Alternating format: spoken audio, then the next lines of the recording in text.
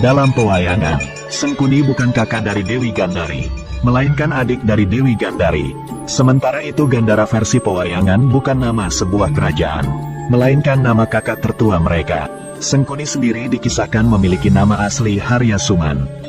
Pada mulanya Raja Kerajaan Plasa Jenar bernama Suwala. Setelah Suwala meninggal, ia digantikan oleh putra sulungnya yang bernama Gandara. Pada suatu hari Gandara ditemani kedua adiknya, yaitu Gandari dan Suman, berangkat menuju kerajaan Mandura untuk mengikuti sayembara memperebutkan Dewi Kunti, putri negeri tersebut.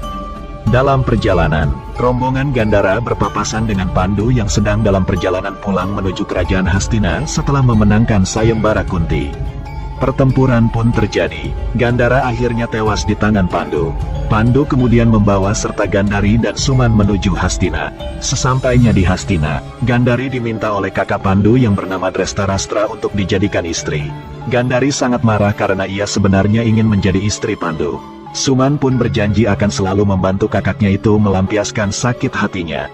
Ia bertekad akan menciptakan permusuhan di antara para Korawa, anak-anak Drestarastra, melawan para Pandawa, anak-anak Pandu. Menurut versi pewayangan Jawa, pada mulanya Haryasuman berwajah tampan. Ia mulai menggunakan nama Sengkuni semenjak wujudnya berubah menjadi buruk akibat dihajar oleh Pati Gandamana. Gandamana adalah pangeran dari kerajaan Pancala yang memilih mengabdi sebagai pati di kerajaan Hastina pada masa pemerintahan Pandu. Suman yang berambisi merebut jabatan pati akhirnya berupaya menyingkirkan Gandamana. Pada suatu hari Suman berhasil mengadu domba Pandu dengan muridnya yang berwujud raja raksasa bernama Prabu Tremboko. Maka, ketegangan terjadi antara kerajaan Hastina dan kerajaan Pringgadani. Pandu pun mengirim Gandamana sebagai duta perdamaian. Di tengah jalan, Suman menjebak Gandamana sehingga jatuh ke dalam perangkapnya.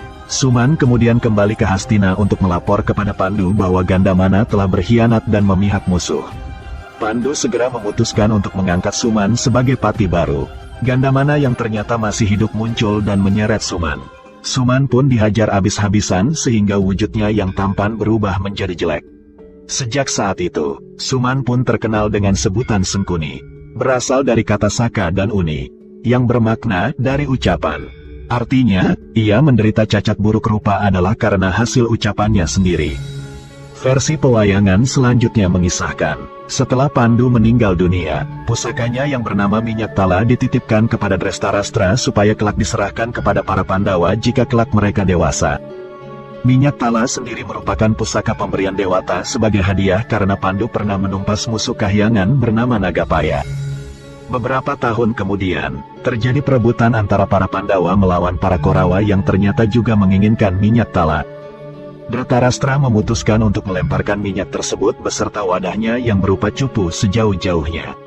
Pandawa dan Korawa segera berpencar untuk bersiap menangkapnya. Namun, Sengkuni terlebih dahulu menyenggol tangan Dhritarashtra ketika hendak melemparkan benda tersebut. Akibatnya, sebagian minyak tala tumpah. Sengkuni segera membuka semua pakaiannya dan bergulingan di lantai untuk membasahi seluruh kulitnya dengan minyak tersebut. Sementara itu, cupu beserta sisa minyak tala jatuh tercebur ke dalam sebuah sumur tua. Para Pandawa dan Korawa tidak mampu mengambilnya. Tiba-tiba muncul seorang pendeta dekil bernama Durna yang berhasil mengambil cupu tersebut dengan mudah. Tertarik melihat kesaktiannya, para Korawa dan Pandawa pun berguru kepada pendeta tersebut. Sengkuni yang telah bermandikan minyak tala sejak saat itu mendapati seluruh kulitnya kebal terhadap segala jenis senjata. Meskipun ilmu bela dirinya rendah, tetapi tidak ada satupun senjata yang mampu menembus kulitnya. Pada hari terakhir Baratayuda, Sangkuni bertempur melawan Bima. Kulitnya yang kebal karena pengaruh minyak tala bahkan sempat membuat Bima sulit mengalahkan Sengkuni. Penasihat Pandawa selain Kresna, yaitu Semar muncul memberitahu Bima bahwa kelemahan Sangkuni berada di bagian dubur. Karena bagian tersebut dulunya pasti tidak terkena pengaruh minyak tala, Bima pun maju kembali. Sangkuni ditangkap dan disobek duburnya menggunakan kuku pancanaka yang tumbuh di ujung jari Bima. Ilmu kebal Sengkuni pun musnah. Dengan beringas, Bima menyobek dan menguliti Sangkuni tanpa ampun. Meskipun demikian, Sangkuni hanya sekarat tetapi tidak mati. Pada sore hari itu, Bima berhasil mengalahkan Duryodana, pemimpin 100 Korawa, dalam keadaan sekarat. Duryodana menyatakan bahwa dirinya bersedia mati jika ditemani pasangan hidupnya, yaitu istrinya yang bernama Dewi Banawati. Atas nasihat Kresna, Bima pun mengambil Sangkuni yang masih sekarat untuk diserahkan kepada Duryodana. Duryodana yang sudah kehilangan penglihatannya akibat luka parah segera menggigit leher Sangkuni yang dikiranya Banawati. Akibat gigitan itu, Sangkuni pun tewas seketika, begitu pula dengan Duryodana.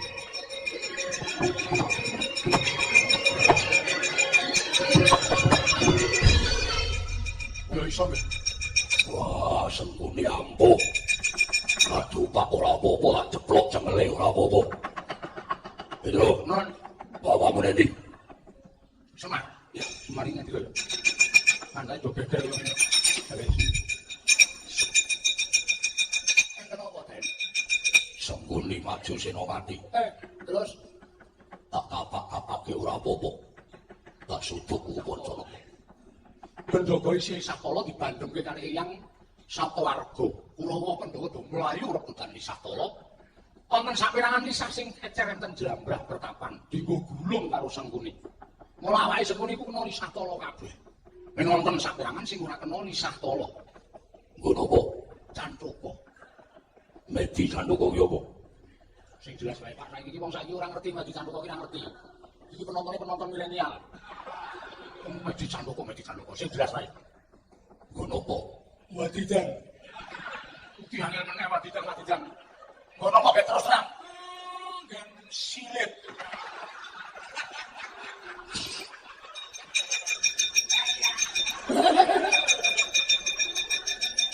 Aidan. Gen riku niku disuget aku Pancaraka mak deluk. Niku diblerek munggah. Mudar Sangkuni.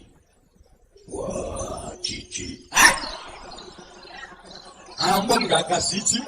Nek gagas siji, Sangkuni urip apa sampean gelem Sangkuni urip? Wah, belu-belu.